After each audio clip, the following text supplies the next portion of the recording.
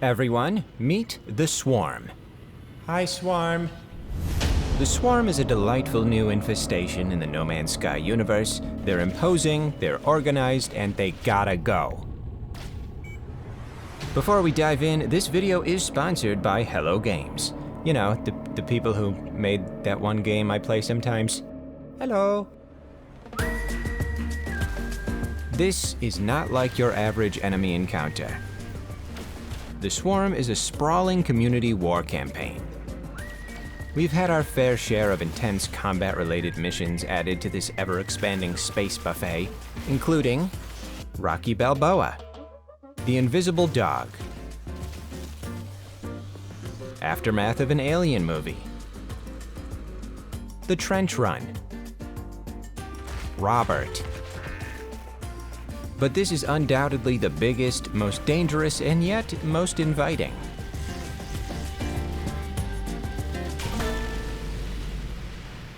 This enormous mothership is called the Hive of Glass, and it's way more impactful than I originally thought.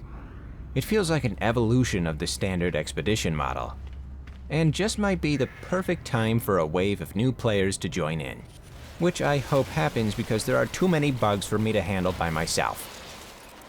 What's unique about this one is all players are separated into 3 different groups through a personality test, though the results are suspiciously even, but maybe that's just how balanced gamer personalities are.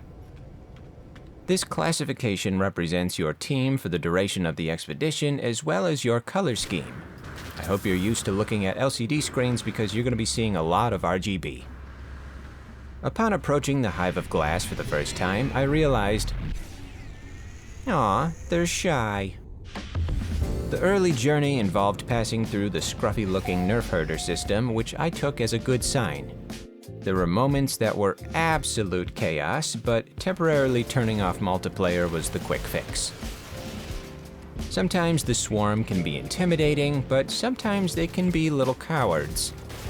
Don't run away, I just want to make you self-destruct. When you get a chance to take on the entire hive, you realize how impossible it will be on your own. This is where your sense of patriotism starts to kick in. Go Royals.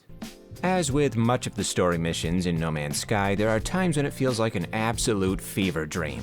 Conveniently, I was especially prone to fever dreams as I was battling a stomach bug while playing it. This served to only amplify the perceived existentialism.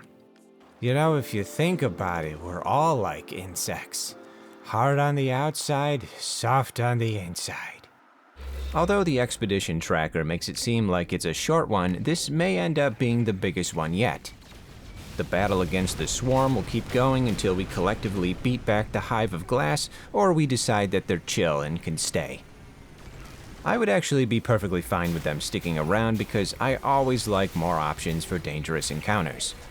I don't know if that would invalidate the whole mission of eradicating the Swarm from this reality, but I'm sure there's some loophole we could use.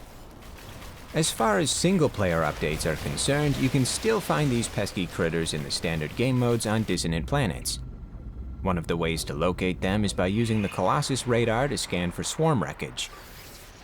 Then you can steal their garbage and throw it back in their face.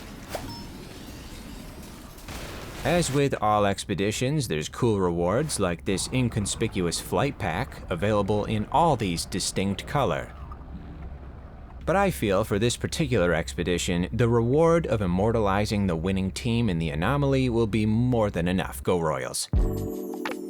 In the past, expeditions have been an excuse to jump back in and get some cool stuff in a limited campaign, but this one is the first time the entire community is working toward the same goal. The fact that you can track everyone's progress from the Galactic Atlas makes it feel like a real unified team effort. Go Royals. Anyone who's been playing No Bros Atmosphere, Yes Woman's Ground, nope, Yeah Ladies Land, it's a sponsored video, get it together. Anyone who's been playing No Man's Sky consistently knows that there's already enough content to get lost in for an indefinite period of time. But to the uninitiated, there's still a lingering stigma that there's not much depth once you've explored enough star systems. Some players have said this is the definitive "it's about the journey, not the destination" video game. I don't know if I completely agree because the destination is gorgeous. But it does bring up a valid point. The end goal is not so clear in this universe, but that's very much by design. When you finish the main story, which requires reaching the center of your starting galaxy, you realize that's just the beginning. In terms of a player's purpose, there's not much hand-holding, which is just as well because not all of us have hands. Any greater mission independent of the quest lines is up to you. Fair warning, I'm about to use a metaphor, so brace yourselves. No Man's Sky is life. In life, once all of your basic needs are met, anything beyond that is superfluous. We set our own goals and dream our own dreams. It all depends on what we like doing and what we want to accomplish. Because there are so many gameplay mechanics that can be completely bypassed without any issue, we can mistake these features as being irrelevant. But just because you don't have to learn to play the banjo, doesn't mean it's not worth it to learn to play the banjo. With yet another new update bringing more shenanigans into No Man's Sky, you can't help but look back at how far we've come since launch. Now, I didn't jump in until the game was already 5 years old, but even since then, it's exploded into something almost unrecognizable. What keeps me coming back month after month, regardless of whether there's an update or expedition, is the feeling of permanence. I've left a mark on this universe. Not all of the marks were elegantly refined, but every effort was worth it. The recent Xeno Arena edition was something that I'm still shocked by how much I adore. The battles have enough strategy and visual appeal on their own, but leveling up companions that I've been adopting, going on hikes with, and starting cults with for years is such a fun component. The Arena Leagues provide a genuine challenge that makes me feel like I'm working towards something bigger and better. One day I hope we can build our own arena platforms so that I can build a gigantic stadium to celebrate these miniature battles, and of course charge an entry fee of at least $4. The Remnant update was one that not everyone gravitated towards because of the but that expedition really brought out the SnowRunner style addictive quality of delicate transportation that I didn't know I enjoyed. Corvette building had to be the most impactful update of 2025, but for me, the big kahuna to this day is the inclusion of freighters. It's a headquarters you can take anywhere, a giant base where you could spacewalk before spacewalking was a thing, a recruitment center for frigates where you can command missions on your behalf. The only thing I still wish we could do is join the fleet in their assignments. Every time I read their duty logs, it sounds so exciting and makes me jealous that I wasn't invited. The price of being in upper management, I guess. There are so many possibilities with base building, resource farming, even settlements. Actually, to be honest, I don't like my settlement anymore. The citizens don't even bow or bestow offerings of fresh raspberries whenever I walk by, which is really disappointing. The fact that some people still think there's not much replayability is perplexing to me. In fact, someone once asked me, what do you actually do in No Man's Sky? And I think the best answer is, whatever you want.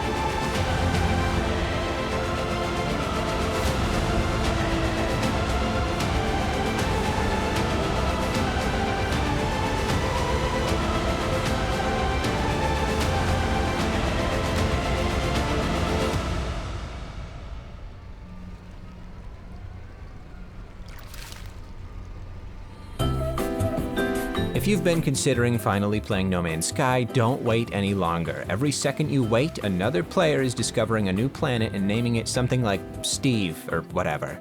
That should be you naming that planet. And I'm sure you can come up with something much more sophisticated, like Dr. Steve. Plus, there are only 17.9 quintillion planets remaining to be discovered, so we need to get a move on. If you haven't checked out No Man's Sky, now's a good time. Available on these platforms. Wait, no, not those. Available on Steam, PlayStation, Xbox, and Switch. Good luck fighting the swarm, and don't forget your bug spray. It won't help. Big thanks to Hello Games for sponsoring this video. If you weren't aware, Hello Games was the sponsor of today's video. This was made possible by Hello Games sponsoring the video.